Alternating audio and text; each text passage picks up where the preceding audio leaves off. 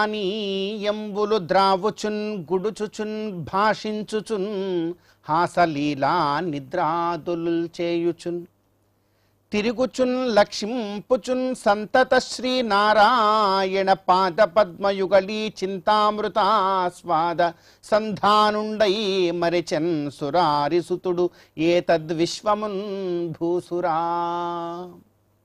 అత్యంత పవిత్రమైనటువంటి ఈ చైత్రమాసంలో శుభోదయ వేళలో దేవదేవుడైనటువంటి శ్రీమన్నారాయణుణ్ణి, కలియుగ ప్రత్యక్ష దైవమైనటువంటి శ్రీ వెంకటేశ్వర స్వామి వారిని పరిపరి విధాలుగా శరణాగతి చేస్తూ ఉత్తమమైన ఈ చైత్రమాస శుభోదయ సమయాన్ని మనం చరితార్థం చేసుకుంటూ ఉన్నాం.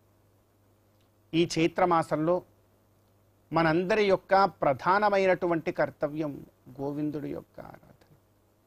గోవిందుణ్ణి ఎంతగా భక్తి ప్రపత్తులతో మనం ఆరాధన చేస్తామో అంత గొప్పదైనటువంటి ఫలాన్ని మరి మనందరం కూడా పొందవచ్చు. ఒక ప్రహ్లాదుడు ఎలాగైతే భగవత్ కైంకర్యంలో మునిగి తేలినాడో అలాగా మనం కూడా ఉండాలి. చెప్తారు, ప్రహ్లాదశ్చ విభీషణశ్చ కరిరాట్ పాంచాల్య అహల్యాద్రువ అంటూ. వీరందరూ కూడా భగవద్భక్తి మార్గంలో ఎలా ముందుకు వెళ్ళాలో చూపించినటువంటి వారు. వారిలో అగ్రగణ్యుడు ప్రహ్లాదుడు. ఆయన ఎలా ఉండేవాడు అంటే చెప్తున్నారు, పానీయంబులు ద్రావుచున్ గుడుచుచున్. ఏ పానీయం తాగుతూ ఉన్నా కూడా అది మహావిష్ణువు యొక్క పాదతీర్థం అనుకునేవాడు. ఏ ఆహారము ఏ ఫలము తింటూ ఉన్నా కూడా ఇది భగవంతుడికి నివేదన చేసినటువంటి ప్రసాదము అనుకునేవాడు. త్వయోపభుక్త స్రగ్గంధ వాసోలంకార చర్చితా ఉచ్చిష్ట భోజినోదాసా తవ మాయాంతరే మహి అన్నట్లుగా ఏ చిన్న ఫలము తీసుకున్నా కూడా అది భగవత్ ప్రసాదంగా తీసుకునేవాడు. పానీయంబులు ద్రావుచున్ గుడుచుచున్ భాషించుచున్ హాసలీలా నిద్రాదులుంచేయుచున్. నోరు తెరిచి ఏదైనా మాట్లాడదాము అంటే అది హరినామ కీర్తనమో హరికథ కాలక్షేపమో తప్ప మరొకటి ఏ మాట కూడా తాను మాట్లాడేవాడు కాదట. హాస లీలా నిద్రాదులుంచేయుచున్.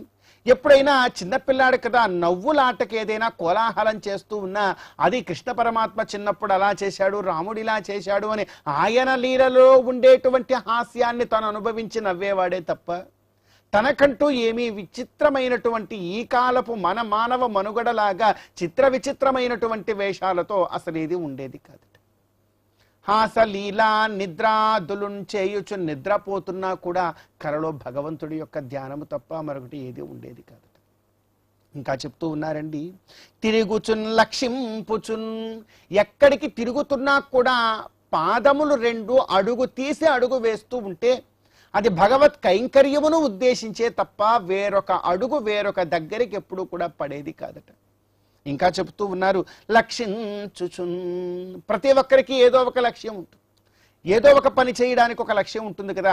ఈ ప్రహ్లాదుడికి చిన్న వయస్సు నుండే ఉన్నది ఏకైక లక్ష్యము ఒకటే, అది శ్రీమన్నారాయణుణ్ణి తెలుసుకోవడం. ఈ ఒక్క లక్ష్యంతోనే జీవనాన్ని గడిపేవాడు. అలా చేస్తూ సంతత శ్రీమన్నారాయణ పాద పద్మయుగళీ చింతామృతాస్వాద సంధానుండై మరిచెన్ అంటూ ఉన్నారండి.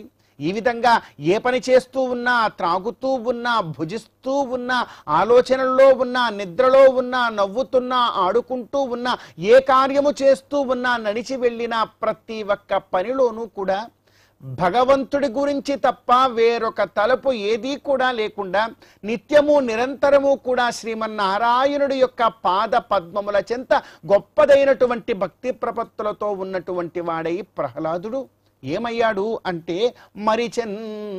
ఈ లౌకిక ప్రపంచాన్నే మరిచిపోయాడు.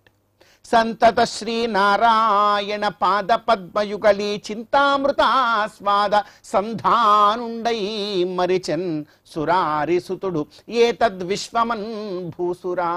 ఆ సురారిసుతుడు ఈ విశ్వాన్నంతటినీ కూడా మరిచిపోయి మొత్తం అంతా కూడా హరిని చూస్తూ ఉండిపోయాట. అది నిజమైనటువంటి భక్తి ప్రపత్తులు అంటే.